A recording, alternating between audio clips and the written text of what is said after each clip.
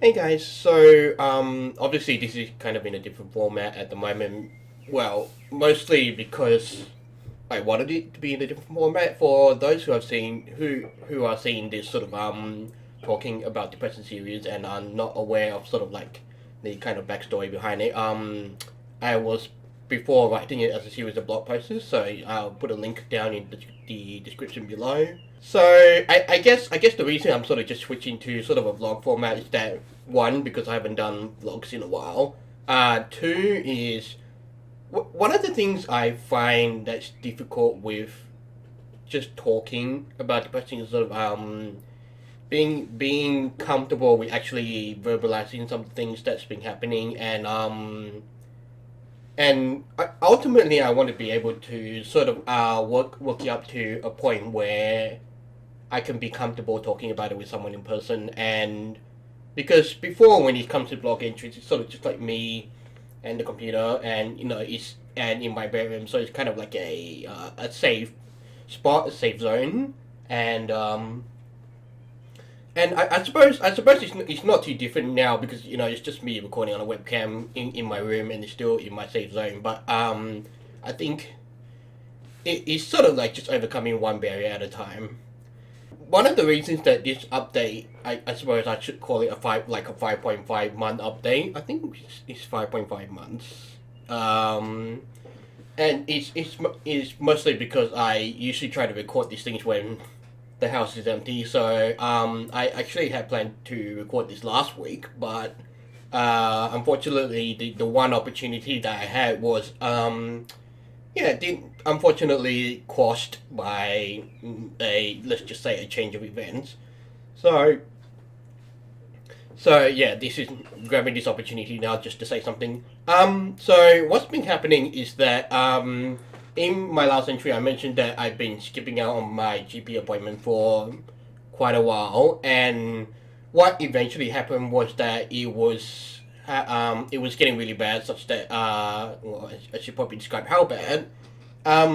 It got to the point where almost for every night for 2 weeks straight, I was suffering from suicidal ideation, and it was more in the form that I would lie in bed every night, and it would be like, I just have all these thoughts that's just thinking, God, I wish I could hang myself. God, I just wish this was all over, and just things like that. And I don't know why there's such a fixation on my thinking of a suicide, thinking of hanging myself as some kind of suicide, the suicide that I'm actually thinking about. But I think it's ultimately it was just like me every night in bed, just trying to get to sleep, and I've just got all these thoughts running through my head, and just like no amount of sort of like self practice meditation, no amount of deep breathing would just really get these thoughts out of my head. So it was just kind of just like just hoping I was tired enough to sort of just sleep, let it blow over. But it sort of just came to the point where I was still waking up the next morning feeling absolutely crappy, absolutely shitty, and so yeah, it was just one. It was just one. I think one Wednesday morning that I was just like, okay, that's it. Yep, I just need to go back to my GP and just say this has been happening. Obviously, my current medication is not working, and so I did just that. I made an appointment the next day, and just went to him, just told him what's happening, and yeah, he was like, I'm glad you came back. I'm glad this is happening. I'm glad you're making the right decision to come back, and just say that something's up, that the medication what you're on right now isn't working. And so basically my dosage got upped. I'm currently on like 150 milligrams of Pristique, which is I don't actually know the actual active ingredient. So yeah, that's my dosage being up. I have to go back to him in a month. He says it's mandatory, but he says it's mandatory, but like I still have to understand that ultimately the obligation is to myself and not to him, because the obligation is to myself to make myself feel better, and it's not to him to have him keep me in check to ultimately make myself feel better. But it just feels a bit harrowing in that sense, in that it's like to me he seems knowledgeable enough, but at the same time, because he's probably he's like a your standard GP who just happens to know a lot about depression. It just feels like because he's still seeing so many patients every day, he just there's that bit of impersonal feeling I get. So, but I mean, the easiest way for me to deal with this is to actually actually book an actual appointment. So I've got the appointment booked. Let's hope I can make it and just like not find any other reason to skip out on it, because that was actually what happened last time. What happened was that I missed my last appointment because I was actually on a flight to Perth at the time, and I just like couldn't get up, and or like much rather it didn't feel like I had a proper reason to actually pick up the phone or make an appointment booking and commit to it. And it's sort of that same battle in that and I suppose it's not really a battle. It's more that I started getting myself really busy with other things, and in life in general, it's such that it just felt like I couldn't justify setting aside the time to book an appointment and to commit to that appointment. Yet, when I look at it now, obviously it didn't take as much effort as I thought it would. One of the other things is sort of being like I don't want to say a recurring thought, but it's sort of something that's I've thought about before, and it's sort of come back to mind with in terms of recent events, is that it it's like one of the strategies they tell you for dealing with depression is to sort of just find something that gives you a purpose in life, and it's not to put that advice in kind of a negative light, because like say because I'm actually depressed. It's more like it just feels that way at the moment. So it's like when you find a purpose in life, it's sort of like you want to commit your energy, your effort, your attention towards it. But it's sort of like you get wrapped up in life in that sort of sense. You go through life, you're doing things you want to do, you're enjoying the things you want to do, you're interacting with people that you want to interact with, and part of me feels like it's sort of a distraction, and it feels like the things we do in life are just to distract us or just to get us to enjoy something and to keep our minds on what just feels like ultimately an extremely bare and barren reality. Because if you think at some kind of core level, it just feels like there's absolutely 0 point to life, because it's like as humans, we get born, or we get created through reproduction, through intercourse, and and then it's like we grow up, and then it's like we go about our lives, and then eventually we're all gonna die at some point. And I I've never been able to find a reasonable solution to that. So, or at least a solution that I find reasonable. So, I guess my current thinking at the moment is that the best solution to sort of avoiding thinking about how fundamentally pointless life is in general is to be involved with life to the point where you don't have to think, where you can sort of just look at it back in the end. You say, the time I spent was worth living in general. And but in order to do that, it's like it feels like you need to somehow be absorbed into or get trapped.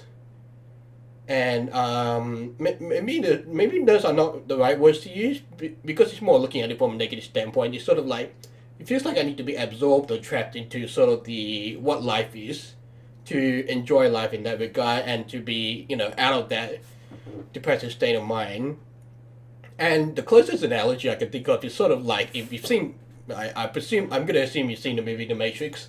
So it's like right now it feels like I'm like in the real world, but if it just feels like everyone else is within the Matrix, because they're in an environment where obviously they go about life, they're probably enjoying life, and let's put the agents out of the picture. It's more that I want to put the distinction between sort of two worlds, and it sort of feels like I'm in this crappy real world reality while everyone is all in this rose tinted flowery world, and they just enjoy life, they go about life and that sort of thing. And that's how it feels to me at the moment. That's not to say I'm criticizing everyone I see because they seem to act that way. Is because one of the things I found that at least through my volunteering is that there are people who are really passionate about what they do, and it and I know I don't quite have any of that at the moment. It's just sort of like right now it just feels like I'm doing things. There are things I get excited about. There's things maybe I get passionate about, but ultimately I still fundamentally lack sort of the general energy just to get up and say, if I really commit to this and if I put the energy into this, then I'm pretty sure I will feel some sense of satisfaction out of it. And so I guess that's where it feels for me that life is just feels a bit pointless at the moment, and it just feels like I'm doing things, and ultimately most of the things that I end up doing is more purely things I do for myself out of self-interest. And yeah, this anyway, that's kind of a jumble of thoughts there. So I have to say that I really respect those who really are in life, and they enjoy life. They get up in the morning to say, this is a good day, or they do what they enjoy doing, that sort of thing. And I I hope I can find something like that someday. It's and